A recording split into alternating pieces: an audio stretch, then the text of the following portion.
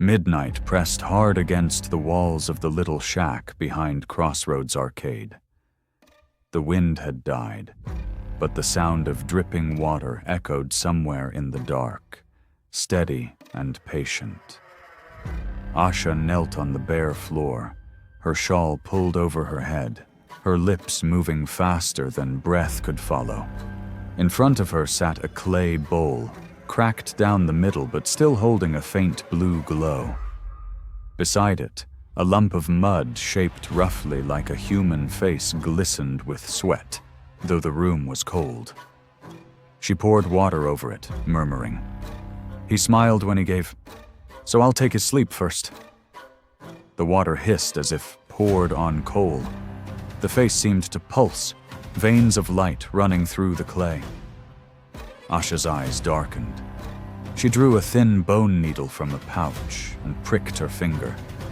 The drop of blood fell into the bowl and vanished with a faint spark. All at once, the shadows on the wall stretched taller. They twisted into outlines of people, those who had given her money that morning, their mouths opening and closing like silent cries. Asha's voice deepened, echoing off the walls, not quite hers anymore. Compassion is the price. The lamp cracked, sending a faint flare across her face. Her pupils glowed red for a heartbeat, then black again. She exhaled slowly, her face suddenly older, lined by something more than years. The wind returned in a single violent gust, snuffing out the flame. The shack sank into perfect darkness. Only her eyes remained visible, two wet coals floating in the void. Then she whispered, "One more night, one more harvest," and the scene swallowed itself in silence. Hello, family. Welcome to African Tales by Mama Africa. Please subscribe and leave a comment and like for us. It means the whole world to us. Also, kindly share this video to your friends and loved ones. Turn on post notifications so you don't miss future videos from us. Thank you as you do so. Sit back and relax as we dive into the story. Morning crept into the city like a tired visitor.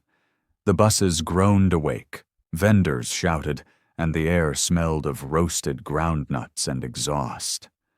Across from the arcade, Okoro adjusted his tie in a cracked mirror near his stall. He wasn't supposed to be here. He had an office job now, a small promotion after years of running errands for other people.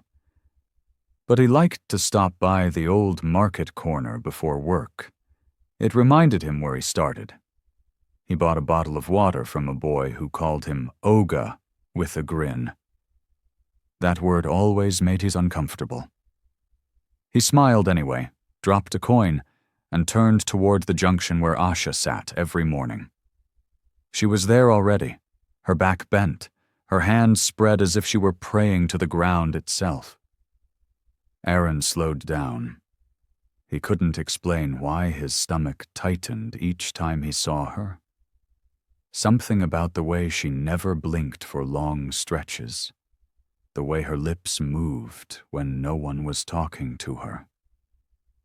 He reached into his pocket, then stopped. His wife Miriam's voice echoed in his head from last night. "You don't owe everyone your mercy, Aaron. Pray before you give. Not all hands are clean." He had laughed it off then, but standing here now, with the morning sun slicing through dust in golden lines, he hesitated. Asha lifted her head. Their eyes met. For a second he felt like he'd been pulled too close, like he was standing where he shouldn't. Her eyes were not the eyes of a beggar. They were searching, patient, as if she was already waiting for him to remember something he hadn't done yet. Aaron forced a smile, nodded politely, and walked past. He told himself it was nothing, just guilt, just the usual battle between generosity and suspicion. But as he crossed the street, a chill rolled up his spine, and he turned. Asha was still staring. Not at him exactly, but through him, as though she could see where he was headed. At home, Miriam was stirring pap on the stove, humming softly. Their apartment on Beryl Street was small but neat. Pictures on the wall, a prayer sticker above the door, sunlight spilling through curtains. She looked up as he entered. "You saw her again, didn't you?" He smiled wearily. "How do you always know?" "I know that look," she said, wiping her hands. "The one that says you argued with your conscience and lost." Aaron laughed under his breath and kissed her forehead. "Not today. I walked past. You'd be proud." "I'm not asking you to be hard, Aaron. Just wise." "I know," he said quietly. "It just feels wrong to ignore someone that broken." Miriam turned down the stove, her tone softening. "And it feels worse to bring someone's darkness home. I've seen things, Aaron. Sometimes pity is the open door they need." He looked at her, amused but uneasy. "You and your stories again." "Stories are warnings," she replied. "People forget that." They sat together for breakfast, the kind of silence that has warmth in it. For a while, everything felt normal. Laughter, plans, small dreams. But when Aaron reached for his bag, a flicker of movement caught his eye near the window. He looked up sharply. A woman's shadow passed across the glass, too tall, too slow for a neighbor just walking by. He blinked, and it was gone. "Did you see that?" he asked. Miriam frowned. "See what?" He shook his head. "Nothing. Maybe the curtain moved." But even as he said it, the scent of burning clay drifted faintly through the open window, and he couldn't find where it came from. At work, the day began like any other. The hum of printers, the chatter of co-workers, the manager's shoes clicking down the hallway.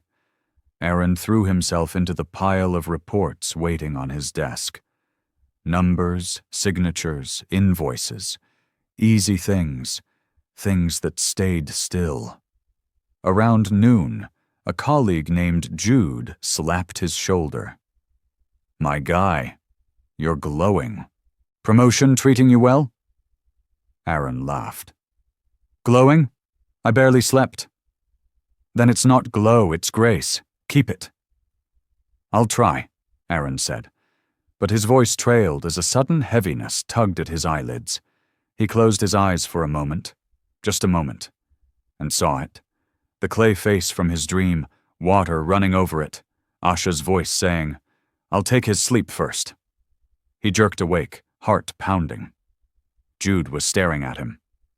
"Omo, are you all right?" "Yeah," Aaron whispered. "Just dizzy." He excused himself and splashed water on his face in the restroom sink. The fluorescent light buzzed overhead.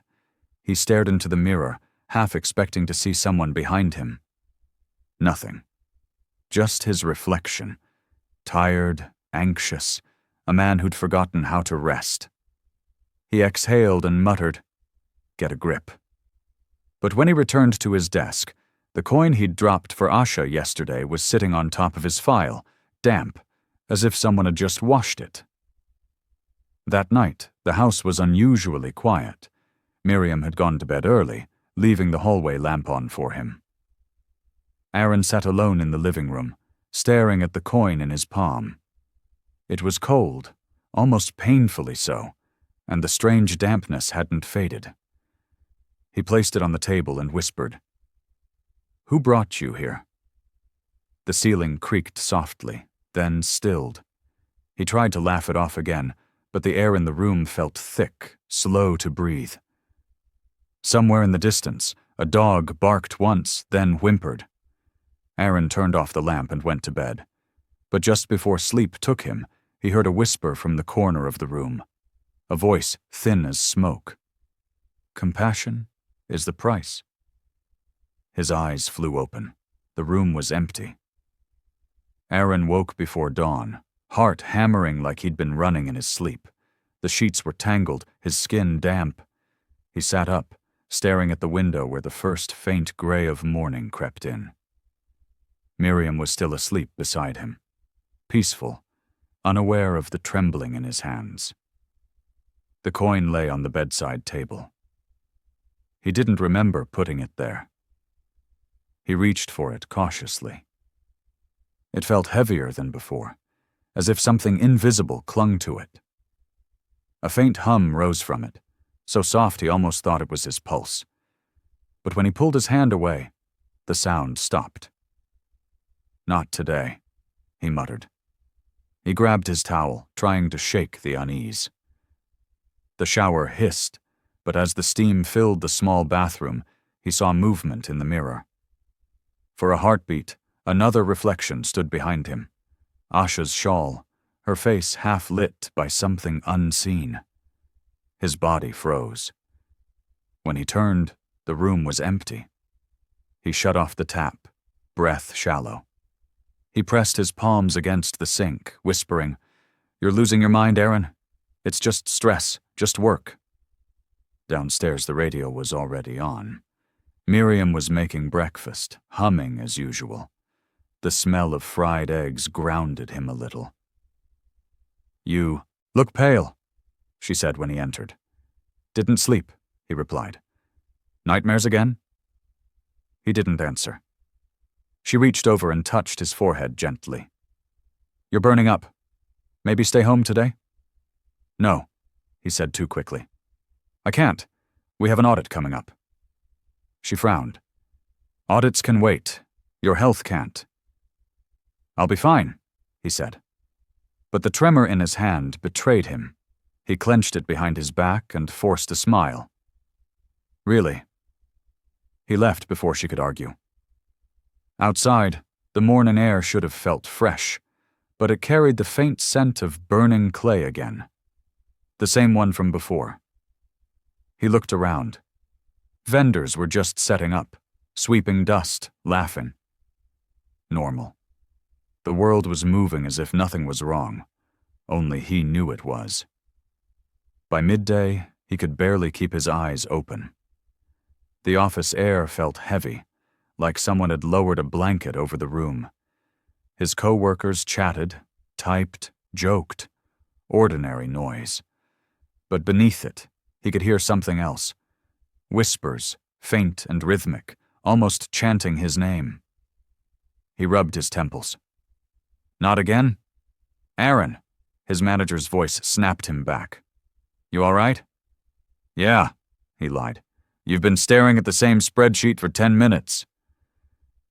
Sorry. Must have drifted." "Go get some air," his boss said. "You look like you've seen a ghost." He stepped outside the building, leaning against the wall. The city traffic blurred into static. He closed his eyes, just for a moment, and the image hit him again. Asha kneeling before the clay face, water pouring, her whisper crawling into his ear. He smiled when he gasped and dropped to his knees, clutching his chest. Pain shot down his arm like lightning. Passers-by turned. When he opened his eyes again, he was in a hospital bed. A nurse checked his pulse. "You had a mild episode. They're calling it a transient attack. Nothing too serious, but you'll need rest." Aaron blinked slowly, disoriented. "What time is it?" 7 in the evening, she said. "Your wife's here." Miriam appeared in the doorway, eyes red but steady. "They said you collapsed outside your office." He nodded weakly. "I just felt dizzy." "Dizzy doesn't drop a man to the ground," she said softly. "Aaron, this isn't normal anymore." He closed his eyes. "Maybe it's stress, maybe—" "Stop," she interrupted. "You've been saying that for days. I can't watch you fade like this." Her voice trembled, but didn't break. "Something else is going on. I can feel it." He wanted to argue, to tell her she was wrong, that it was just exhaustion. But deep down, a quiet dread had already taken root. That night at home, Miriam watched him sleep, his breathing uneven. She noticed the coin again, on the table beside the bed, though she could have sworn she had thrown it into the trash while cleaning earlier. She picked it up carefully. It was colder than metal should ever be. For a brief second, she thought she saw a face ripple across its surface, a faint, shifting outline that looked like Asha's smile. She dropped it instantly. It hit the floor, rolled once, and stopped beside the door, perfectly upright. A chill swept through her. She bent down, whispering, "Who are you?" A faint hiss answered, not from the coin, but from the air around her. It sounded almost like breathing. She backed away slowly, picked up her phone, and typed into her contacts list, Mother Salome, House of Light Assembly. Her finger hovered over the call button. She hesitated. She wasn't one for prophets or dramatic prayers. But she remembered her grandmother's words. When a problem looks like a person, it's never just a problem. She pressed call. The next morning, Miriam left early while Aaron was still asleep. She arrived at the old building that housed the House of Light Assembly, a small church tucked between a tailor's shop and a food vendor. The place smelled of candle wax and palm oil. A few women were already praying softly. Mother Salome sat near the altar, her presence calm but heavy, like someone who'd seen too much. "My husband is sick," Miriam began, her voice shaking. "The doctors can't explain it." Salome didn't respond immediately. She closed her eyes, murmured something under her breath, then looked up sharply. "You brought a coin with you?" Miriam froze. "How did you— Show me." Miriam reached into her bag and produced it. Salome didn't touch it. She only leaned closer and whispered, "Not all coins carry value. Some carry covenants." "What does that mean?" Miriam asked. "Someone took his mercy and built an altar with it," Salome said quietly. "Your husband gave to the wrong hand." Miriam's throat tightened. "The beggar woman." Salome nodded. "Her hands are not hers anymore. They belong to something that feeds on pity. Every gift, every coin, it's an offering she converts to affliction." Miriam's eyes filled. "How do we stop it?" "The oil," Salome said. "Anoint his hands and feet for 7 nights. No fear, no doubt. Pray for separation. The spirit feeding on him will resist, but it will break." "Will he survive it?" Miriam whispered. "Only if he believes," Salome said. "And when strength returns, he must confront her. Until then, you fight with faith." Miriam left, clutching the small bottle of oil Salome gave her. The air outside felt heavier, yet her steps were lighter. There was finally direction in the chaos. At home that evening, Aaron sat on the couch, staring at nothing. Miriam approached quietly, oil in hand. "Mother Salome told me what's happening," she said softly. "Please, let me help you." He looked at her like she'd lost her mind. "You went to a prophet?" "She knew about the coin before I said a word." "Miriam." He sighed, shaking his head. "You think this is some spiritual attack?" "I don't think," she said. "I know. And you want to fix it with oil?" "Yes," she said simply. "Because nothing else has worked." Silence stretched between them. The lamp flickered. Finally, Aaron nodded. "All right, do it." She took his hand, trembling, and rubbed a small drop of oil into his palm. It felt cool at first, then warm, so warm that Aaron flinched. "Does it burn?" she asked. "No," he whispered, surprised. "It feels alive." He felt something shift inside him, like a knot loosening in his chest. His fingers twitched, the first easy movement he'd had all day. He looked up at her, voice low. "Maybe you're right," Miriam smiled faintly, relief and fear mixing in her eyes. Then we'll keep going. Outside, the wind rose suddenly, pressing against the window like invisible hands. Asha sat somewhere in the darkness, her shawl pulled close, whispering Aaron's name into the night. That night the house was silent, yet Aaron couldn't sleep. The air felt thick, pressing against his chest. The lamp on the nightstand flickered even though the power was steady. Miriam had fallen into a restless half-sleep beside him, the small bottle of anointing oil clutched in her hand. At first, he thought the faint tapping sound was the rain. But when he looked toward the window, he realized it was coming from the coin on the table. It rolled slightly, stopped, then rolled again, though no one had touched it. Aaron sat up, throat dry. "Miriam," he whispered. She stirred. "What is it?" "The coin. It's moving." She blinked, sat up, and reached for the oil. But before she could stand, the coin flipped on its edge and spun violently, humming like a tiny motor. The lamp flickered once, twice, and went out. Darkness swallowed the room. Miriam's voice shook.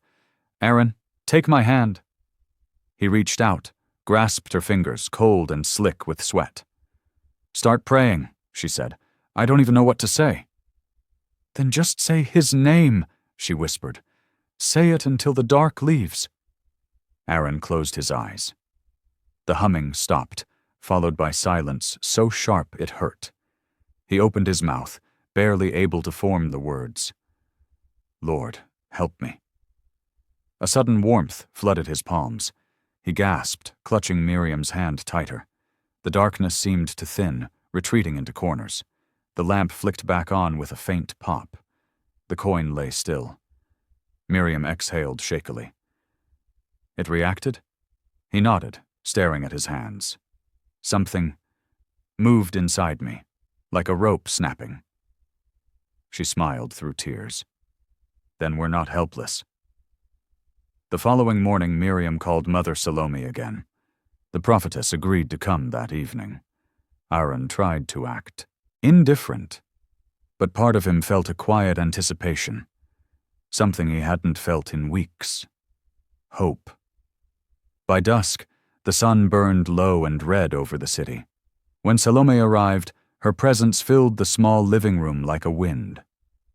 She was older than Miriam expected, skin folded with years of prayer and battle, eyes steady as if they could see through walls. She carried only a small flask of oil and a white handkerchief. "Good evening, Ma," Miriam greeted, leading her in. "Peace be to this house," Salome said, her voice low but clear. She turned to Aaron. "How long since the giving?" He hesitated. "A few weeks." Salome nodded slowly. "Then the altar is fresh." Aaron frowned. "You keep saying altar. What does that mean?" The woman's gaze didn't waver. "Some hands build altars without knowing. Each act of mercy is a seed. If it lands on clean soil, it grows as blessing. But if the ground is cursed, the seed feeds what dwells there." Aaron swallowed hard. "So I fed something." "Yes," Salome said gently. "But it can be reversed. Nothing given in ignorance is beyond redemption." She asked for a bowl of water. Miriam fetched one. Salome poured a drop of oil into it and began to pray softly, words older than language itself. Aaron felt the hairs on his arms rise. The air trembled with heat, though no fire burned. Salome dipped the handkerchief into the water and placed it on Aaron's hands. "You gave with these. They must be reclaimed." He nodded faintly. "Do you renounce whatever received your gift?" she asked. "Yes," he said, voice cracking. "I want it back. My peace, my health, my mind." The bowl of water rippled, though her hand was steady. Salome's eyes narrowed. "It resists." Miriam knelt beside Aaron, holding his shoulder. "Push through. You're not alone." Salome pressed the cloth against his palms again. The water hissed. Aaron cried out, not in pain exactly, but in release. His body trembled, and then suddenly his fingers moved freely. The stiffness that had gripped his arm for days melted away. He flexed his hand in disbelief. "I can move it." Miriam gasped and covered her mouth. Salome smiled faintly. "It's the first loosening. But hear me. This freedom is only half the battle. You must confront the one who bound you." Aaron's face paled. "Asha." "Yes," Salome said. "The altar is not just a place. It is a person. You must face her and demand release before witnesses. That is how the covenant breaks completely." Aaron shook his head. "You want me to go find her? I don't even know where she lives." "She will be where mercy gathers," Salome said. "Those who feed on compassion never stray far from pity." Miriam's voice was quiet but firm. "Then we'll find her." Salome stood. "Do not fear her. Fear opens the door again. When you face her, speak with truth. Light does not shout. It stands." She placed the handkerchief in Miriam's hand. "Keep anointing him each night for 3 days. The 4th, start searching." Miriam nodded, trembling but resolute. Before leaving, Salome turned to Aaron once more. "You are stronger than the thing that touched you. Remember that." That night, Aaron dreamed of water, endless, dark, rippling under moonlight. In its reflection, he saw his own face, then Asha's, then both together. Her voice echoed, distant but close. "You gave, and I received. You take, and I break." He woke with a start, gasping. Miriam held him. "It's all right," she whispered. He clutched her hand. "No, it's not. She knows we're coming." Miriam didn't deny it. She had dreamed too. Only hers ended with Asha standing at the end of a long corridor, smiling faintly as if waiting. 2 days later, Aaron's strength returned enough for him to walk without wobbling. They began asking around the market. Some vendors shrugged, others crossed themselves and turned away. One woman whispered, "That old beggar? She's trouble. People give, and misfortune follows." Aaron's stomach tightened. "Do you know where she went?" "They say she moved to Rookery Lane, behind the old depot," the woman said, lowering her voice. "But go with care. 2 men who mocked her fell sick the next day." Miriam and Aaron exchanged a look. "Let's go," Miriam said. They reached Rookery Lane by sunset. The place smelled of rust and damp clothes, the air heavy with secrets. But Asha was nowhere to be seen. They asked again, and a young boy pointed down a narrow alley. "She comes sometimes at night," he said. "People say she talks to shadows." Aaron's pulse quickened. "Then we wait." They sat on a bench at the corner, the streetlights buzzing overhead. Minutes stretched into an hour. Then, faintly, from the far end of the alley, a silhouette appeared. Small, bent, wrapped in a dark shawl. She moved slowly, dragging her feet, humming a tune too low to catch. Aaron's breath caught. "That's her." Miriam grabbed his arm. "Wait, not yet. Mother Salome said public before witnesses. If we confront her alone, we give her ground." He nodded reluctantly, muscles taut. "Then tomorrow, at the depot, people gather there." The figure disappeared around the corner. For a long time, neither spoke. Finally, Miriam whispered, "Do you think she knows we're following?" Aaron didn't answer. He already knew the truth. Asha always knew. That night, as they walked home, the streetlight above them flickered twice and went out. By morning, the sky over New Harbor was bruised with gray. A hush hung over the streets, the kind that comes before rain but never delivers it. Aaron buttoned his shirt with steady hands.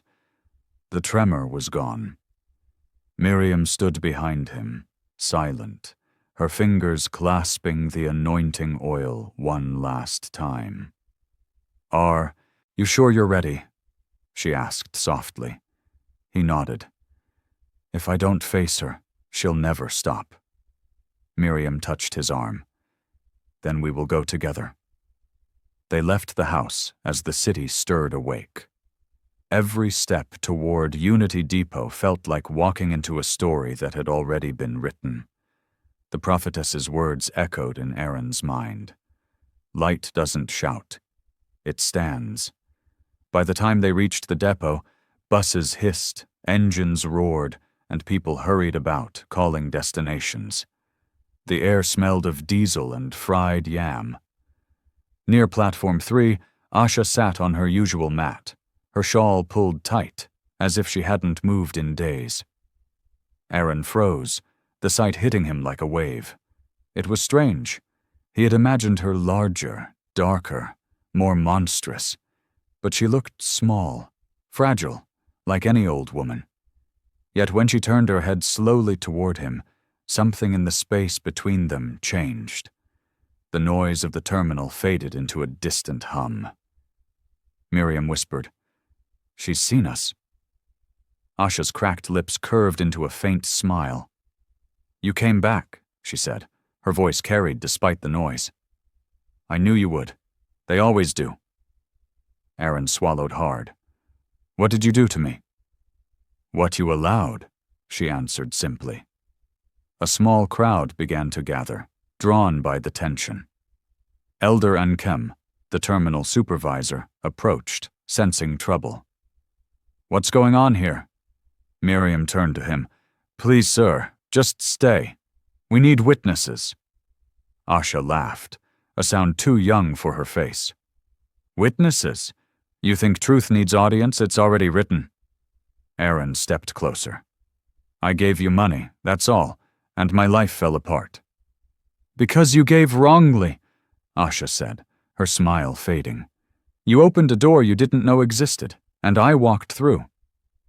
"You're lying," he said, though his voice lacked conviction.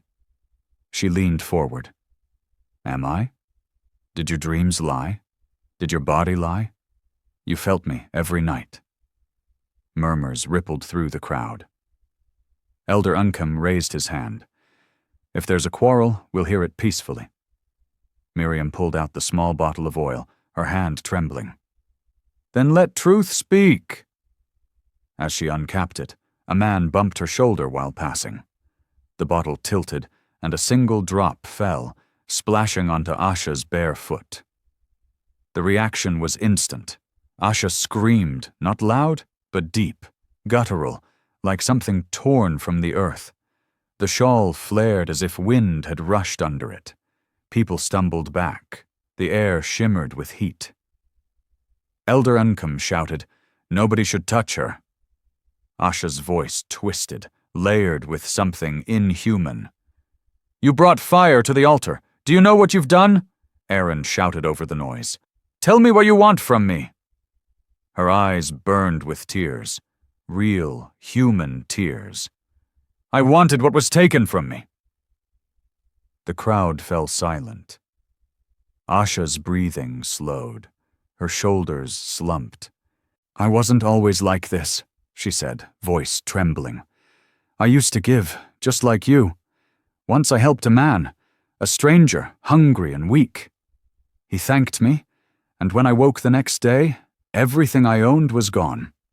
My husband dead, my children sick, my mind haunted. They said it was a curse. To live, I made a pact. I had to take back through pity what I had lost through kindness." Miriam's eyes softened despite herself. "So you feed on mercy." Asha nodded brokenly. "Every coin given binds me to the giver. Their peace becomes mine. Their joy keeps me breathing." Aaron whispered, "And now you're dying because I took my peace back." Asha looked at him, weary. "That's the rule of the exchange."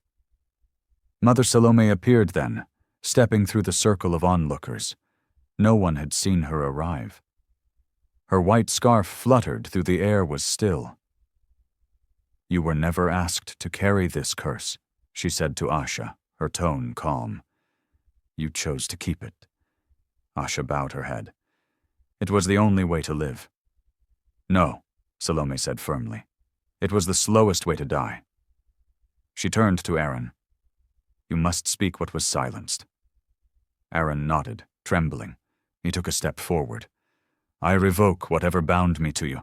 I take back my peace, my health, my destiny. I forgive you, and I close this door, forever." Asha lifted her face, tears streaming. "Then I release what was never mine." Salome raised her hand, letting the remaining oil drip onto the ground between them. What was joined by deception is now parted by truth. The air cracked like thunder. A wind tore through the terminal, scattering paper and dust. Asha's shawl whipped away, revealing a frail woman. No light, no shadow, just age and regret. She fell to her knees, whispering, "It's done." Silence followed, thick and holy. Aaron felt warmth spread through his limbs, the last of the numbness lifting. He reached down, offered her his hand, not out of pity, but closure. She hesitated, then took it weakly. "I'm sorry," she said. "So am I," he answered softly. Elder Enkem signaled to 2 attendants. "Take her to the shelter. Let her rest.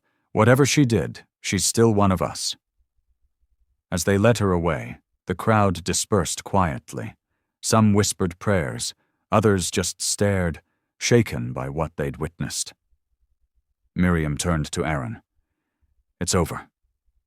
He exhaled deeply, the first real breath in days. "No," he said. "It's beginning again. The right way." That evening the house felt new, lighter. The coin that had haunted them was gone, neither on the table nor the floor. Aaron found his work bag by the door and saw the white handkerchief Salome had left behind. He smiled faintly. Miriam came to stand beside him, her hand in his. "Do you think people will believe what happened?" He looked out the window, where the city lights blinked softly. "They don't have to, but maybe they'll learn to look twice before giving blindly." She nodded, resting her head on his shoulder. "Kindness with wisdom." "Always," he said. Outside, a soft breeze stirred the curtains. The smell of clay and smoke was gone. For the first time, silence felt peaceful. Weeks later, Aaron returned to work. His colleagues cheered. Even Jude joked that the boss missed his handwriting. But Aaron noticed something else. His laughter had weight again, not forced but full. Every morning, he passed Crossroads Arcade. The corner where Asha once sat was empty, replaced by a fruit vendor who greeted him with a bright smile. Sometimes Aaron paused there, not out of fear but reflection. He often left a coin beside the fruit stall, not to buy, not to bless, but as a reminder that every act of mercy must begin with prayer. That night, their living room glowed warm with lamplight. Miriam set 2 cups of tea on the table. "Do you think she'll ever be free?" she asked quietly. Aaron stared at the flame dancing inside the lamp. "If regret counts as repentance, then maybe. But that's between her and God." Miriam reached for his hand. "Let's just be thankful we made it through." He smiled. "We did, and we'll help others see before they stumble." Compassion is sacred, but it must be guided by wisdom. Not every open hand deserves your coin. Some need your prayer instead. Be kind, but be discerning. If this story moved you, share your thoughts below. Don't forget to like, subscribe, and turn on the bell for more stories that remind us. Every act of kindness carries power,